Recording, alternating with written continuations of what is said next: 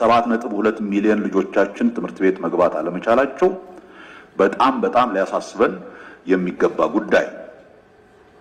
ግን ዝም ብለን እናወራው አይደለም ሪሊ ከምር ይሄን ነገር ካሰብንበት እንደ ህብረተሰብ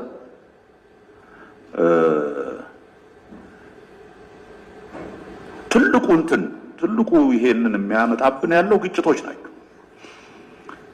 እነኚህን ግጭቶች መፍታት እንኳን ባንችል በሁሉም ሳይድ ያሉ በግጭት ውስጥ የሚሳተፉ ሰዎች ትምህርት ቤቶችን መተው እንዴት ያቅታል እንዴት ለአንድ ማህበረሰብ እናስባለን የሚሉ ኃይሎች በየትኛውም ሳይድ እንዴት ነው መምህራንን የሚገሉት እንዴት ነው ተማሪዎች ትምህርት ቤት እንዳይገቡ የሚከለክሉት እንደ ህብረተሰብ ኮንሺየስ መሆን አለብን እንደ ህብረተሰብ አይነክ የሚባሉ ነገሮች መኖር አለባቸው ፖለቲካል ኮንፍሊክት ውስጥ ልንገባ እንችላለን for one reason or another ግን የነገውን ትውልድ የሚገል ያውም ራሳችን ቆመንለታል የምንለውን ማህበረሰብ የሚገል ሲሆን በጣም ያሳዝናል ያሳፍራል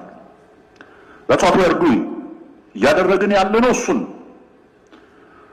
ሁሉ ነገር ታርጌት ነው የፖለቲካ ታርጌት ሁሉንም ነገር የፖለቲካ እንትን እናረጋዋለን ትምህርትን ከትምህርት ነፃ እናውጣው ከፖለቲካ ነፃ እናውጣው ምንለው እኮ ፓርት ሊለዚህ ነው because የሁላችንም እዳ ነው ይሄንን ካበላሽ ነው አሁን እነኚህ 7.2 ሚሊዮን ልጆች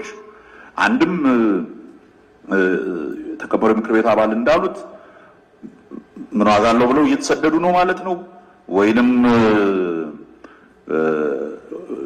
ወጣት ልጃገረዶች ያለ እድሜያቸው ያገቡ ነው ማለት ነው or all kinds of ሌሎች ሶሻል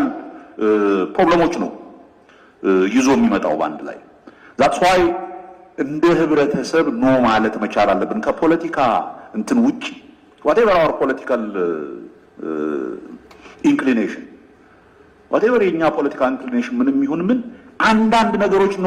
ከዚህ ጋር ማለፍ የለበትም የምንለው ነገር መኖር አለበትና እኔ I think አንዱ በግጭቶች ምክንያት ልጆቻችን እንዳይማሩ የሚደረገው ነገር ነው ትምህርት ቤቶችን የግጭት ሰለባ የምናደርግበትን መንገድ ማቆም አለብን on every side and I'm not taking sides ሁሉንም ነው አቁሙ ማለት ያለብን እንደዚህ አይነት ነገር ውስጥ መገባት የለበትም because ይሄው አሁን የምንነጋገርበት ምክንያት it is because it has become የህብረተሰብ እዳ የአገር እዳ ይሆን የሚቀጥለው ትውልድ እዳ ይሆን ስለሆነ now እግረ መንገዴን በዚሁ ጨርሼው እንድሄድ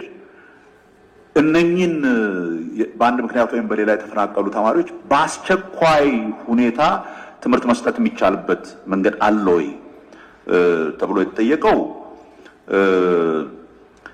በተወሰነ ደረጃ ከግጭት ወጣ ሲሉ ቶሎ ካቻፕ እንዲያረጉ ለማድረግ ብዙ ሙከራዎች እያደረግን ለምሳሌ አሁን በአማራ ክልል በግጭት ምክንያት ወደ 12ኛ ክፍል ለመፈተን ችግር ገጥሟቸው የነበሩ ብዙ ተማሪዎችን ከጊዜው አሳልፈን እንደገና እንዲመዘገቡና እንዲሉ ግን ደግሞ የማሟያ ትምህርት በቶሎ በአስቸኳይ እንዲሰጣቸው ለማድረግ እየሞከርን ነው ግን it's not ሁሉንም ነገር ሶልቭ ያደርገው ባለፈው ጊዜ ለትግራይ ላይ ሴም ቲንግ ለማድረግ ሞክረናል መፍትሄው እነኚህ ግጭቶች ማቆም ወገኖቼ ሌላ መፍትሄ የለውም እነኚህ ግጭቶች የፖለቲካ መሳሪያ እናደርጋለን ብለን ልጆቻችንን እንዳንጎዳ ማድረግ in the long run ባጭር ጊዜ ግን ትንሽ ቀዝቀዝ የሚያረጉ